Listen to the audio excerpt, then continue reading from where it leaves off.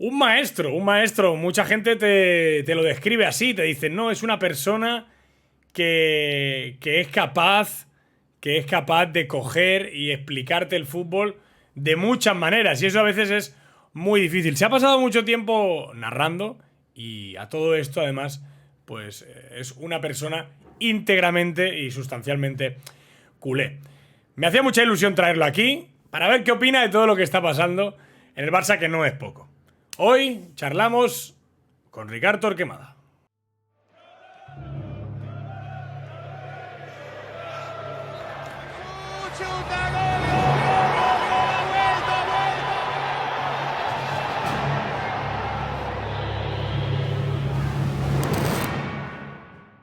Ricard Torquemada, ¿qué tal? ¿Cómo estás? Bienvenido. Muy bien, gracias. Oye, un placer que estés aquí y gracias por aceptar la invitación de manera tan fácil, que en estos días de vacaciones y eso cuesta quedar con la gente, pero oye, muchas gracias. Nada, aquí ya sabes que estamos para lo que necesitéis.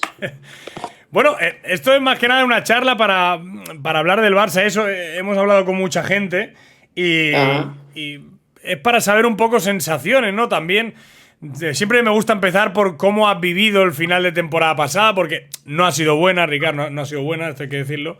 Y no sé cómo tú lo has vivido, ¿no? Pues un poco frustrado y desconcertado porque, a ver, yo que siempre tengo una mirada un poco a largo plazo y la sensación que con la llegada de Xavi debíamos tener paciencia y entender que el proyecto se cocinaba a fuego lento. Hubo aquel acelerón de los meses de enero, febrero, marzo, el 0-4 en el Bernabéu, que dices, o sea, tuviste la sensación que todo llegaba antes de lo que te imaginabas, ¿no? Que todo había sido como muy rápido, y pensabas, espera, que a lo mejor estamos recortando plazos, ¿no? Y fue un poco cruel la secuencia, porque justo cuando teníamos este momento de subida, además siempre comparando mucho con aquella temporada de Rijkaard, que todo empezó en el Bernabéu de una temporada que se estaba acabando, que fue como la plataforma o el trampolín.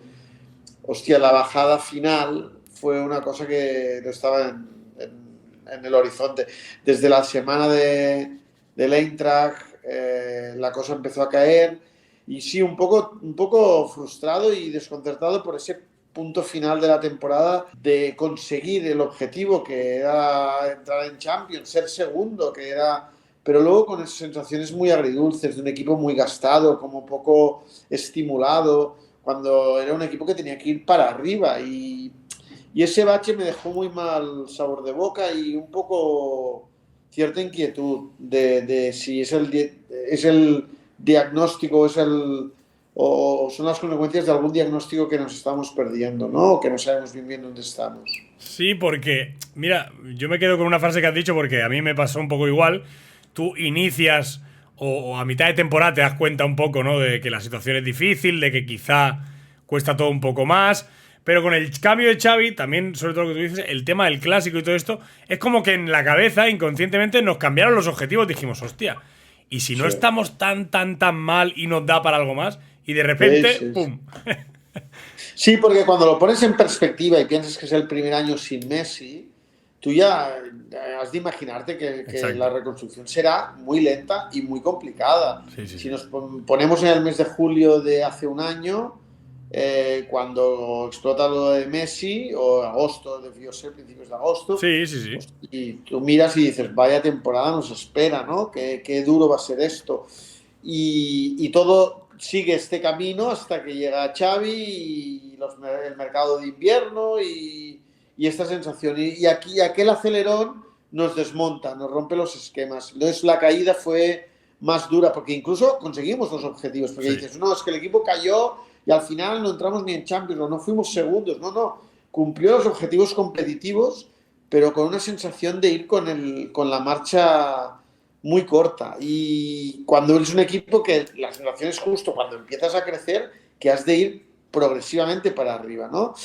Y eso es lo que me queda a la duda y lo que me deja cierta inquietud, que espero que el inicio de año sea una realidad absolutamente diferente y que nos borre rápidamente esa huella final.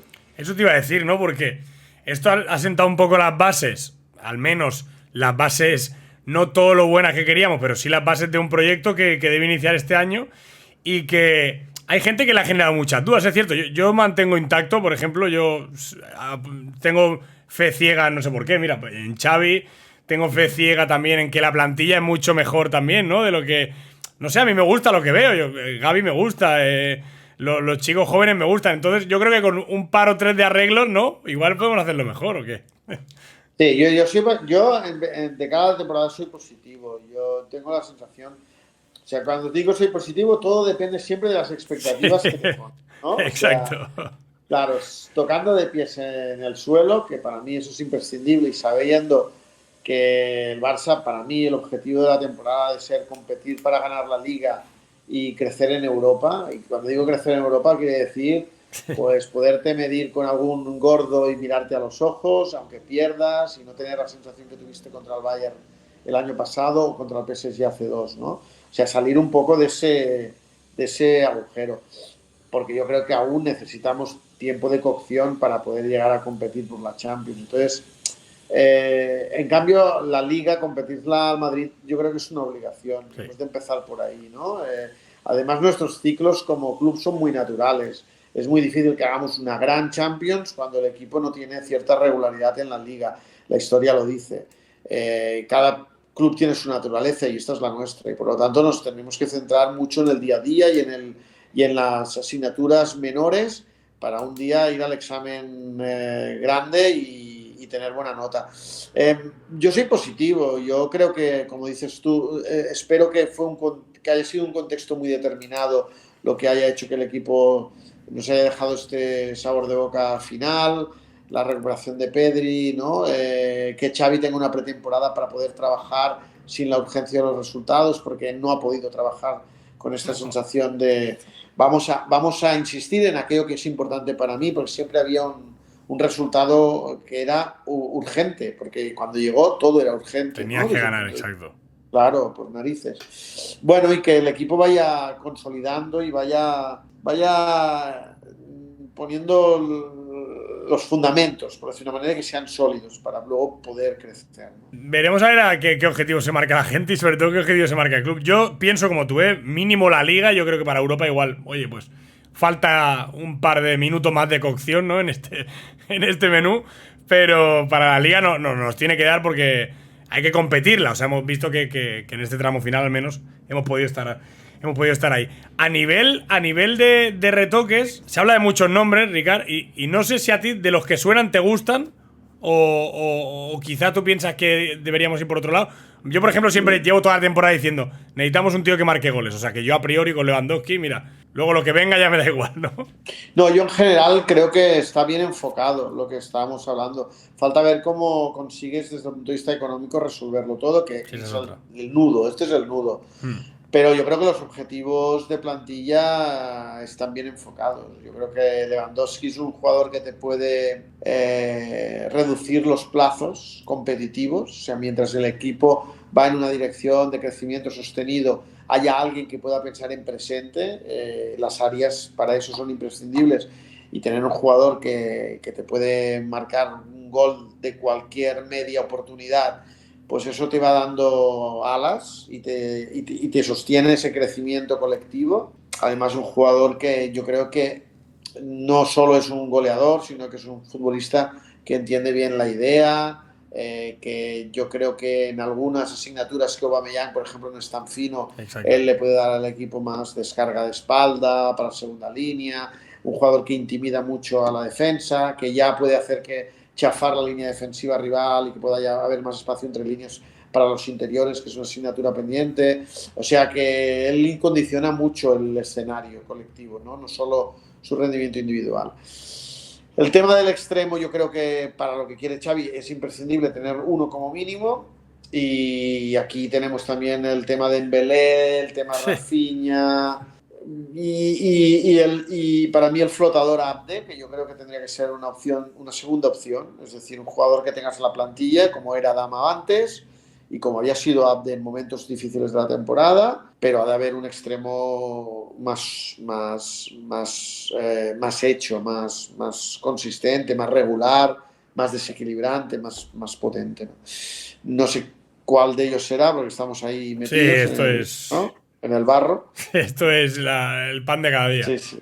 Y el central, pues también yo creo que nos ayudará un central con jerarquía, autoridad, que esté en un momento de plenitud futbolística, que ayude a que Eric crezca, que haga una pareja con Araujo de futuro, pero también de presente, que pueda ayudar a que Piqué juegue minutos de calidad, pero minutos más seleccionados, no con esa continuidad que hace que por una cuestión física y de edad llegue muy cansado, erosionado, que se tenga que regular y no estamos para poder regular mucho porque el equipo pide otra cosa. Bueno, yo creo que esas opciones son capitales. Te diría que todo lo que sabemos que va a venir, que si Christensen es la guarnición del plato, Sí, a mí exacto. no me parece mal como complementos, pero que no nos mejoran sustancialmente lo que teníamos. Lo que nos ha de mejorar no lo tenemos, lo queremos. Lo que tenemos nos ayudará, pero no nos cambiará la vida. Sí, yo pienso igual, es como, digamos, el fondo de armario que se ha hecho toda la vida, ¿no? Son futbolistas que, oye, pueden aportar en momentos determinados, sobre todo, que son gente que seguramente suma, pero que, además, bueno, vienen de equipos campeones, sobre todo, también con mentalidad totalmente ganadora, que también hace falta, pero no son diferenciales, que es lo que hoy le pedimos al Barça, sí. No nos quejamos de la base del Barça, nos quejamos de que no hay futbolistas que marquen la diferencia. Sí, sí. Y ahí creo yo que eso, con Lewandowski, por Y ejemplo... Adrián, me preocupa que últimamente no se habla tanto del tema lateral izquierdo, que yo creo que Sí, eso hombre. es otro tema muy importante para buscar un relevo a Alba, para generarle competencia, y ha desaparecido un poco como del mapa Tal principal, cual. ¿no? Y yo creo que ahí el Barça tampoco se puede encantar. Yo no sé qué opciones tiene y cómo han de ser, y seguramente es donde has de invertir menos si quieres, porque como dices, las que marcan diferencias no son las de lateral izquierdo, sino zonas más trascendentes. Pero el lateral izquierdo es una obligación. Necesario, sí, No sí. podemos estar con Alba 60 partidos, más 60, que llevamos temporadas con 60. O sea, y ahí, y eso sí que me preocupa, que se haya desinflado un poco el tema de, bueno, ¿quién vendrá para jugar ahí? ¿no? Sí, sí, sí, Porque sí, o sí. lo tienen muy atado, o lo tienen muy bien enfocado, o si no ha desaparecido un poco ese run. Tal cual, porque si no nos pasará un poco como con Busquets, que para mí a día de hoy sigue siendo el mejor, pero vamos, por antonomasia. Pero sí es cierto que lo que tú decías, que a Busquets en 60 más 60 más 60 más 60, por físico y porque, oye, porque todos crecemos, ¿no? Porque yo tenía 15 años y jugaba 7 partidos de fútbol seguidos y hoy juego uno y me pego 3 días en la cama, ¿no? Entonces hay que tener cuidado. De Frenkie esperabas que pudiera ser, o quizá por perfil no, Ricard, tú eres de los que piensa, oye, igual Frenkie de pivote hubiese funcionado mejor que en otro sitio. Yo creo que para lo que quiere Xavi quizás sí, ¿eh? Porque, a ver, hemos de acabar de definir, ¿no? Los roles del centro Sí. del campo, porque creo que están un poco... O sea, la sensación es que esperábamos una cosa de lo que quería Xavi, que Xavi insiste mucho en el tema del cuadrado, y si va por ahí, a De Jong le cuesta tener los 360 grados, ¿no? Xavi un día en una entrevista me comentó que para él el centrocampista ideal era el que dominaba los 360 grados, como dominaba él, por ejemplo, como dominaba Iniesta, ¿no? Que cualquiera de los perfiles de todo el giro, por decirlo de una manera, lo gestionaba y que giraba muy cómodo. Me encaja muchísimo ahí el nombre de Bernardo Silva, porque es uno de los futbolistas del mundo que mejor 360 grados tiene, como tenía David Silva antes también, Sí. jugadores de este perfil, ¿no? Y De Jong no tiene estos 360 grados. Es un jugador que le gusta jugar de cara, que le gusta tener metros para desplegarse. Cuando recibe de espalda, no es rápido en este giro. Le pasaba también a Rakitic, que era mucho más lento, pero es un giro que no, es un mecanismo, es un movimiento que él no domina. Entonces, para jugar allí infiltrado entre las líneas rivales, muy pocas veces puede recibir de cara. Has de recibir muchas más de espalda para jugar de cara o perfilado para girar y encarar. Y en esos movimientos él no es muy explosivo, él es más de recorrido, de despliegue, ¿no? Sí, sí, sí, sí. Y claro, si estamos en esos roles, yo creo que la posición de medio centro es una posición que podría desarrollar, pero entonces, claro, no será titular en este equipo y entonces es también lo que se ha de valorar, ¿no? Que si a él le interesa y si el Barça le conviene tener un jugador de este peso como segunda opción. Pero sí, en la posición de interior le cuesta a Gavi, que con la selección viene a recibir más cerca para jugar de cara, pues, y que puede hacerlo perfectamente, pues imagínate a De Jong, ¿no? Imagínate, bueno, Gavi es más educable en este aspecto, entiendo también por la edad, Y entonces, tiene, claro, tiene. es un perfil similar, porque es verdad que a los dos les gusta correr mucho al espacio y con la pelota controlada y tal, pero en este sentido, Gavi tiene el beneplácito de decir, Eso soy es. más joven, ¿no? Soy más joven. Tiene materia prima, además, para hacerlo.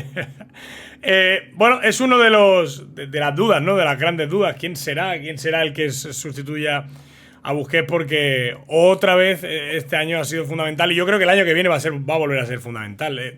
No hemos producido esto. Nico tampoco lo es, Ricard. No, y venía un poco. Yo el fútbol base no lo sigo con insistencia, con profundidad, ¿no? Pero con la gente que hablas, la sensación es que Nico venía Sí. como los últimos años como una opción para el medio centro. Pero yo creo que Xavi no lo ve ahí. No me extraña tampoco, porque para un jugador joven en una posición de tanta responsabilidad, has de ser muy maduro tácticamente, has de ser físicamente contundente, has de ser intenso, has de tomar muy buenas decisiones. Y la sensación es que a Xavi no le da garantías de jugar en esa posición. Y es verdad lo que dices, que es raro que el Barça no produzca en esa posición cuando históricamente ha sido una Siempre. posición que ha ido renovando, incluso con jugadores como Samper, que no jugó en el primer equipo, o como Oriol Busquets, que no jugó en el primer equipo, jugaron muy poco, pero siempre había allí como un Sí. futbolista preparado, ¿no? Y, y ahora no pasa. Y eso es un problema porque ir a buscar un mediocentro posicional fuera en el mundo, el mejor sitio para producir un jugador así es la Masía y se nos está pasando un poco. Es decir, han venido equipos de todo el mundo a fichar cuatros, por decir una manera, aquí, ¿no? Que ahora tengamos que ir nosotros a buscar otro afuera, es difícil, porque no hay nada más natural que tu huerto te dé Tal la cual. fruta que tú quieras. Y más en un perfil o en un estilo o en una manera de jugar, de entender Claro, el fútbol como la que tenemos aquí. Antes de terminar, siempre hago una especie de juego, Ricard. Hago como. vamos. Bueno, sí, un juego, podríamos decir que es un juego. Hay gente que a veces me dice, hostia, me pones aquí en un compromiso. Eh, te, te voy a dar. Me tienes que describir 4 nombres que te voy a decir. 2 son entrenadores y 2 son jugadores. Y Vale, lo mejor que puedas y a tu ritmo y como vale, quieras, ¿eh? vale. El primer entrenador es Luis Enrique. Uy, para mí alguien muy especial, muy, muy especial. Eh, un entrenador para mí de los mejores del mundo, con unas ideas muy claras, eh, hecho a sí mismo, porque no ha tenido nunca una referencia muy clara que le haya marcado, sino que ha sido muy ecléctico. Ha chupado mucho del modelo Barça, mucho porque es el que más le ha marcado como futbolista, pero ha introducido sus matices. Alguien que no se preocupa de cómo lo percibe el mundo y de cómo cae entre la gente, sino alguien muy auténtico y alguien que futbolísticamente no deja de progresar. Tú ves cualquier equipo de Luis Enrique y tiene personalidad propia. Yo creo que alguien que no tiene la valoración que yo creo que merecería. A mí me parece un fuera de serie, de mensaje muy claro, muy directo, pero que cuida mucho el pequeño detalle, no te lo imaginarías, ¿no? O sea, alguien muy, muy, muy especial, tanto personal como profesionalmente. Eso te iba a decir. A mí me da la sensación a veces que valoramos poco el paso que hizo aquí. O sea, como que saltamos a veces, ¿eh? Decimos, no, Pep, Tito. Saltamos siempre, ¿eh? Mira, Adrián, hay una cosa que el Barça es un club que si has de repasar la historia, siempre vienen marcados por los entrenadores, ¿no? El Dream Team de Sí. Johan, el Barça de Pep. En cambio, cuando hablamos del Barça de Luis Enrique, tenemos la tentación de hablar del Barça del tridente Luis Suárez, Messi, Neymar. Y ahí es donde yo creo que que el Barça, o sea, que la concepción que tenemos de ese equipo no es la real, porque parece que aquel equipo era muy fácil de llevar y yo creo que era el más difícil de gestionar. Un equipo que se apoyaba mucho en los tres de arriba y que era muy difícil equilibrar, pero él le daba personalidad. Era un equipo que tenía la posesión, que tenía el equipo a campo rival. Lo que pasa es que, bueno, se apoyó en tres bestias que tenía en lugar de eliminarlas y decir, no, no pueden jugar los tres juntos, por ejemplo, porque quiero que pese más el medio campo. No, no. Él dejó que fuese un equipo que marcase diferencias en el área rival, pero sin perder el control de los partidos o intentar dominarlos. Y yo creo que eso, que ha pasado el triplete y al trident de la campaña electoral, se olvidó de Luis Enrique. Mira, me has dicho lo de la campaña electoral y casi me mareo, ahora. El otro no. El otro nombre te doy el de un futbolista y así vuelvo luego al entrenador. Va. El otro futbolista es Ronaldinho. Un nombre así que también creo Bueno, que... alguien que nos cambió la vida, ¿no? La persona ideal en el momento adecuado, en el sitio perfecto. Eh, Alguien que nos sacó del pozo donde estábamos por su fútbol y por su manera de ser, que yo creo que eso también es muy importante, ¿no? El Barça necesitaba sonreír y trajo al que llevaba la sonrisa puesta. La lástima, bueno, pero que yo, después de lo que nos cambió la vida, se lo perdono, pero me sabe mal por él, Sí. es que él decidiese que aquello durase poco, ¿no? Pero no en el Barça ya, sino en el fútbol, ¿no? Que él decidiese que el fútbol era una prioridad unos años, pero que es muy legítimo y que tiene una cosa que es muy buena, que a diferencia de otros futbolistas que hacen lo mismo, pero hacen ver que no pasa, o que, ¿cómo te diría? Que no lo reconocen, Sí, ¿no? sí. Y él fue muy franco y muy sincero, o sea, él se desmontó él y aceptó que se había desmontado. Era como decir, bueno, es que yo ya no quiero jugar más a esto, ¿no?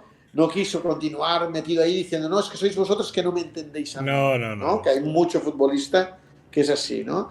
Él dijo, no, que sí, que lo habéis entendido, que yo hasta aquí hemos llegado. Bueno, alguien que será importante en nuestras vidas y tanto. Sí. Haría falta ahora, que cayese... A ver, Y tanto, el buen Ronaldinho, y Haría tanto, algún falta. perfil como estos, sí que nos sacudiese un poco. Qué maravilla.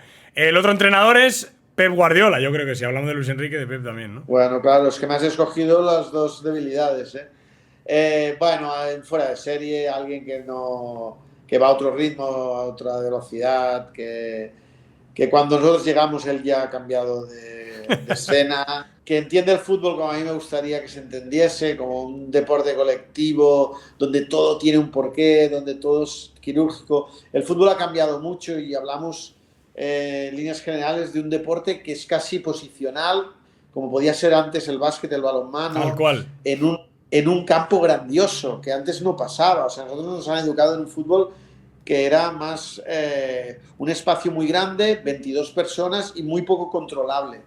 Y él ha conseguido llevar al control un deporte que parecía imposible tener controlado. Que nunca lo tiene controlado, como ya hemos visto y como vemos pero que está muy cerca, ¿no? Sí. O que minimiza mucho la parte de descontrol. Para mí eso es un genio y la sensación es que el genio cada año lo es más, ¿no?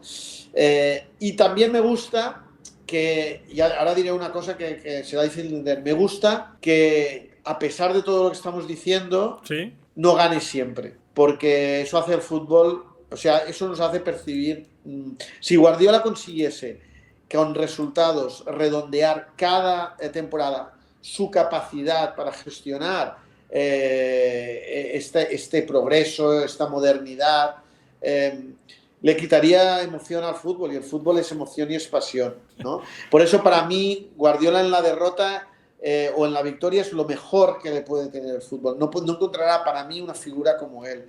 Y cuando él pierde, entendemos que él desde el banquillo, como ha dicho muchas veces, no puede controlarlo todo, y menos el fútbol, que es un guionista que no podría ser una persona porque pensaría que no tiene credibilidad.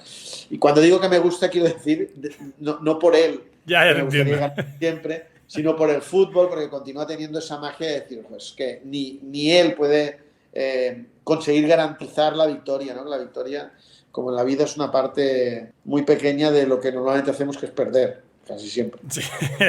Voy con el último futbolista, pero fíjate tú que yo, por la única persona que he viajado en mi vida, coger avión largas horas, bueno, largas tampoco, a mí es que me da miedo volar, o sea que ya 2 horas me parecen mucho. Es por Guardiola, que tengo ahí la bufanda, que fui a verlo fui a verlo a un partido a Manchester Tienes buen gusto. cuando Tienes fichó, buen porque gusto. para mí, o sea, yo descubrí el fútbol porque yo pensaba, no, el fútbol no, descubrí el fútbol con Guardiola. Claro. Dembélé es el último, porque suena Uf. cada día, estamos cada día hablando de Dembélé.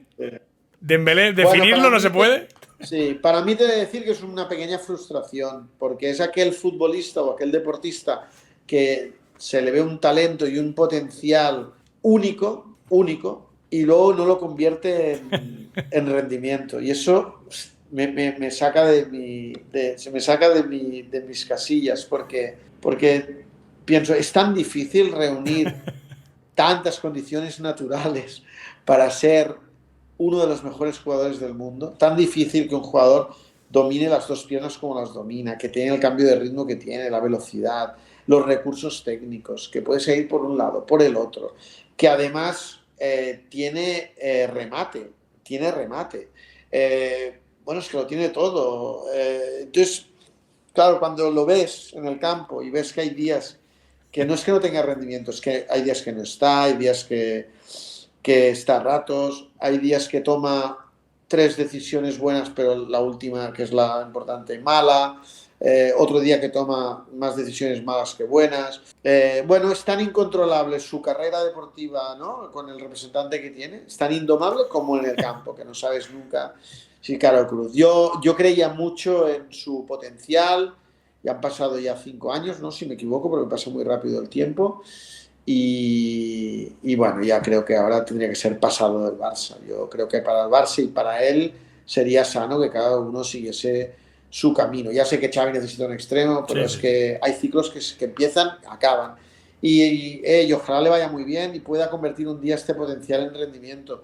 Pero a mí eso es una cosa que me frustra. Pienso, claro, estamos tan poco dotados de talento, todos, la mayoría, ¿no? Es tan extraordinario ser único, ser especial, que cómo puede ser que haya uno que lo sea y no lo aproveche. Hostia, eso me A mí me mata. pasa igual, porque además luego cuando juega, tú lo ves cuando coge la pelota y tiene las sensaciones a decir, hostia, qué Sí, sí. velocidad, qué tío más No, rápido, cómo Bueno, regatea. es que le ves cosas, claro, le ves cosas que dices, hostia, si esto lo hiciese, no siempre, con cierta frecuencia, estaríamos hablando de alguien Es verdad. que marcaría diferencias. Es totalmente real, es totalmente real. Ricard, muchas gracias por A ti, venir. Adrián, Muchas, por muchas todo tu gracias. trabajo y por compartir este espacio con nosotros, que también demuestra que se puede hablar del Barça y de fútbol desde diferentes perspectivas y plataformas y que en el fondo a todos nos gusta lo mismo. Exactamente, claro que sí. Hay que juntarse más, hay que juntarse más. Es un placer. Muchas gracias. Hasta luego.